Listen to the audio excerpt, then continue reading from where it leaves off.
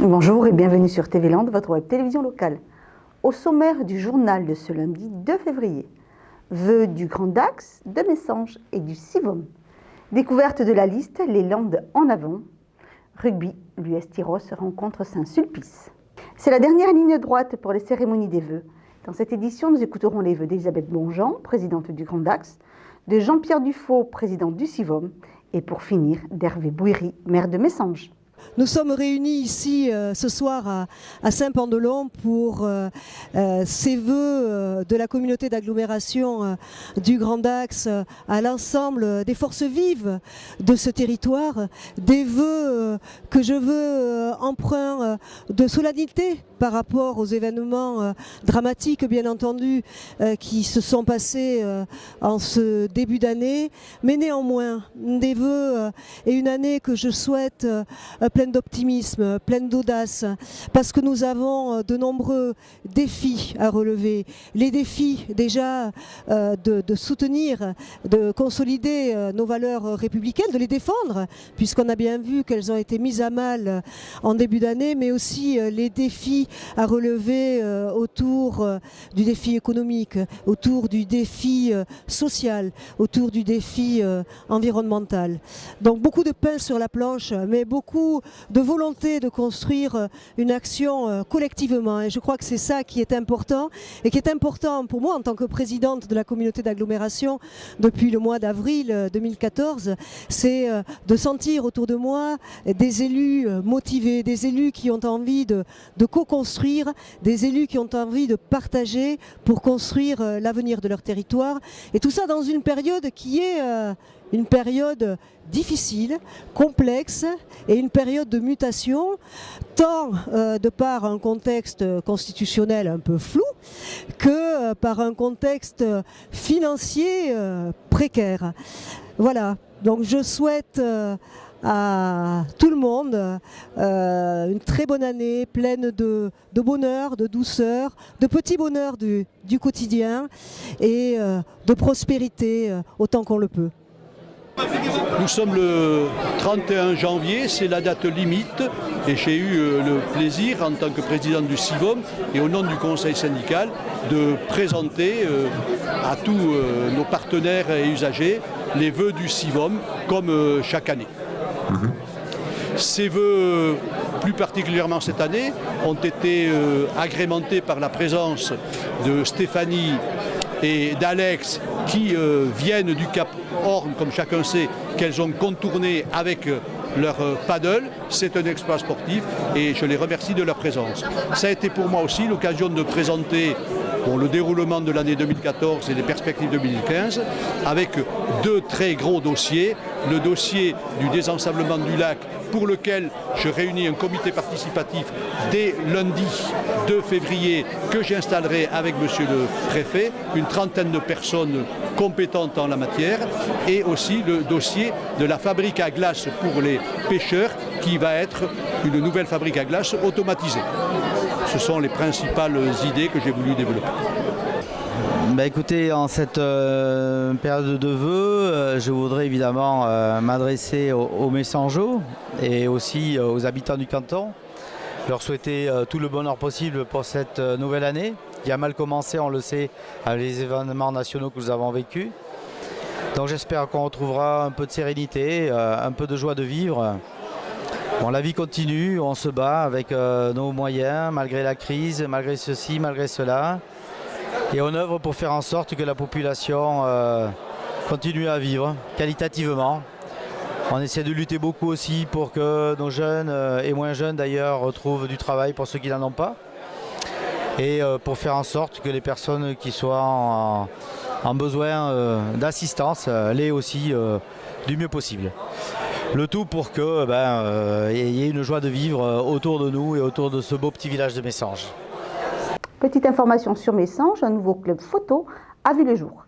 Et vendredi 6 février, une réunion d'information se tiendra à la Grange aux Pierres. Politique maintenant. La liste du groupe PS, les Landes en avant, a officiellement été dévoilée ce samedi. Des 30 titulaires aux 30 suppléants. Un renouvellement à 50% des candidats pour ces élections départementales. Regardez.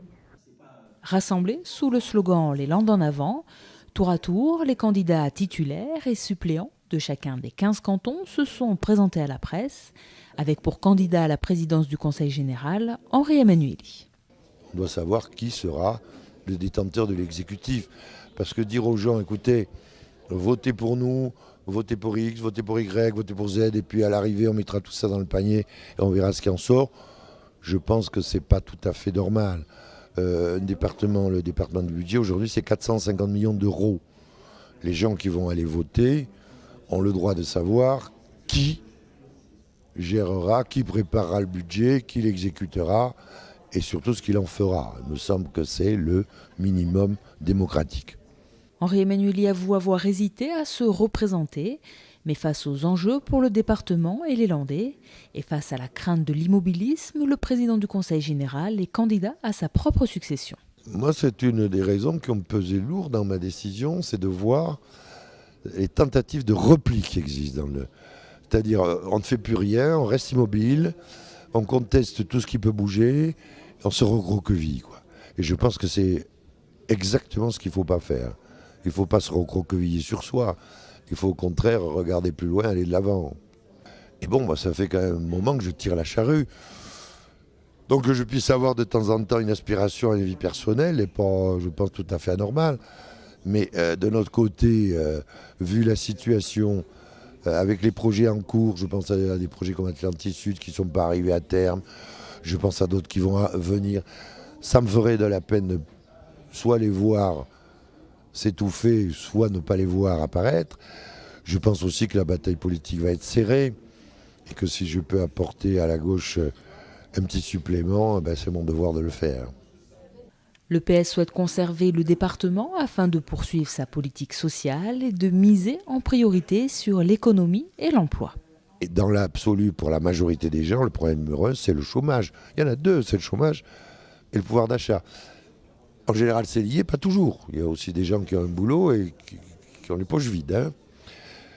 Mais l'urgence absolue, c'est l'emploi. C'est donc de créer pour le tourisme des destinations attractives pour faire venir et faire monter le chiffre d'affaires du tourisme. C'est de créer des zones d'activité pour l'agroalimentaire. C'est de travailler sur certains dossiers dans l'industrie sur lesquels on travaille et qui, je l'espère, déboucheront dans l'année ou les 2 ans qui viennent. Donc, oui, c'est la priorité, oui.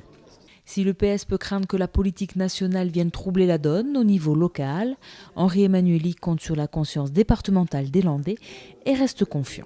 Moi, quand je mène une bataille, c'est pas pour la perdre. Hein. Côté rugby, la grêle qui est tombée ce dimanche sur le stade de La Fougère de Tyros n'a pas entamé le moral des joueurs de l'UST qui ont gagné 34-0 devant Saint-Sulpice, ce qui les place second de leur poule. Je vous propose de suivre maintenant les meilleurs moments de cette rencontre.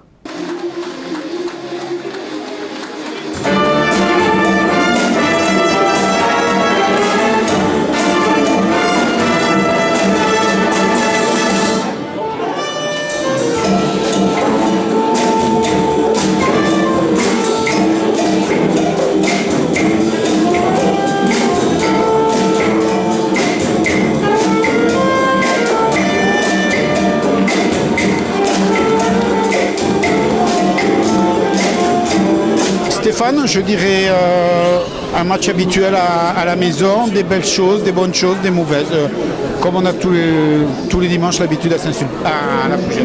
Ouais, c'est pas très sympa, des bonnes choses, des mauvaises choses comme on a l'habitude. Non, c'est les conditions pas simples. Pour les joueurs, on a vu que c'était très dur de courir sur le terrain. On va dire que le contrat est rempli. On a bonus, une victoire bonifiée, donc ça c'est positif, le résultat est très bien. Il y a eu des bonnes séquences et on a été fragile aussi effectivement dans les détails. Conditions un peu difficiles, parfois c'est manquer de rythme. Voilà, mais on va retenir que les 5 points et c'est bien forcément.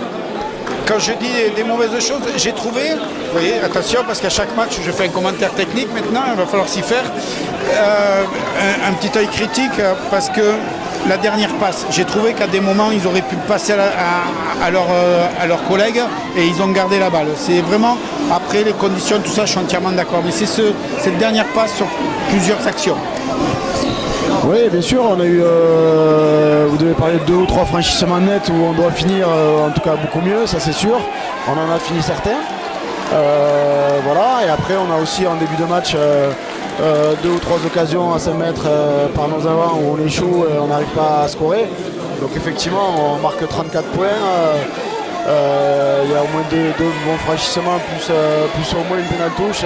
Oui, on va recréter 3 essais, mais bon, il y a un adversaire en face et puis effectivement on a du déchet, donc on a du boulot, mais ça on le savait. Justement, je dirais on est très exigeant avec Tyros. Ouais, mais c'est normal parce qu'on attend mieux. Honnêtement, Saint-Sulpice était arrivé aussi avec des armes en moins. Donc moi j'aimerais un peu plus de rigueur aussi. Je pense qu'il y a du déchet, c'est normal qu'il y en ait. Il y en a un petit peu trop quand même aujourd'hui, je pense. Manque d'efficacité, c'est certain. Mais bon, voilà, les conditions, on le voit bien. Jeudi ou vendredi, on n'était pas sûr de jouer. Vu les conditions, nous on a joué, on a un bonus. Je redis, c'est positif. Dernière question, je te lâche, c'est dimanche Rodez.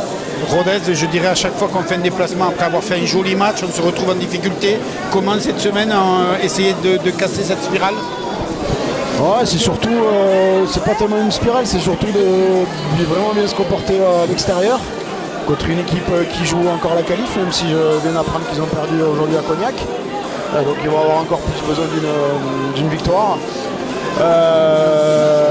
Ça fait un petit moment qu'on en parle, on s'est fixé un plan justement pour réussir notre match à Rodez.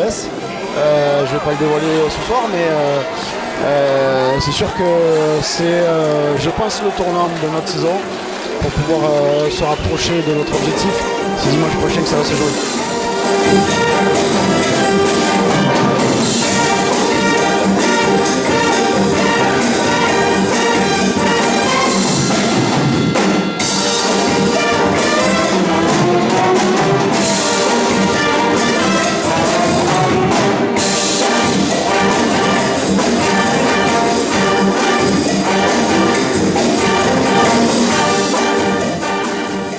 Ça y est, les 6 affiches pour les férias de Dax ont été sélectionnées par le jury.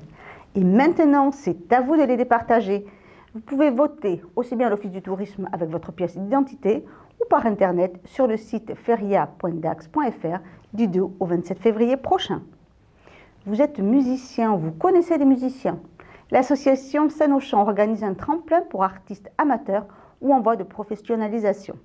Attention, la présélection démarre maintenant et durera jusqu'au 28 février. Inscrivez-vous donc sur scène-champ.fr. Que faire devant un enfant ou un adolescent en crise? 3 spécialistes de la relation parent-enfant lancent à Seignos un espace accueil parental. Mercredi 4 février, à la salle André Vidal de Seignos, une réunion aura lieu de 19 à 21 h. L'occasion de dialoguer et d'échanger ses expériences. Pour tous les amoureux de lecture, la MOP de Cabreton organise tous les premiers mercredis du mois des lectures autour du patrimoine local. Mercredi 4 février, c'est l'Océan, toute une histoire qui sera à écouter et découvrir en famille. Inscrivez-vous au 05 58 72 96 05. Et nous finirons par la collecte du don du sang prévu à la salle Madeleine Morat à Souston, jeudi et vendredi février prochain. Voilà, cette édition est maintenant terminée. Je vous donne donc rendez-vous mercredi pour un prochain journal de TV Land, votre télévision locale.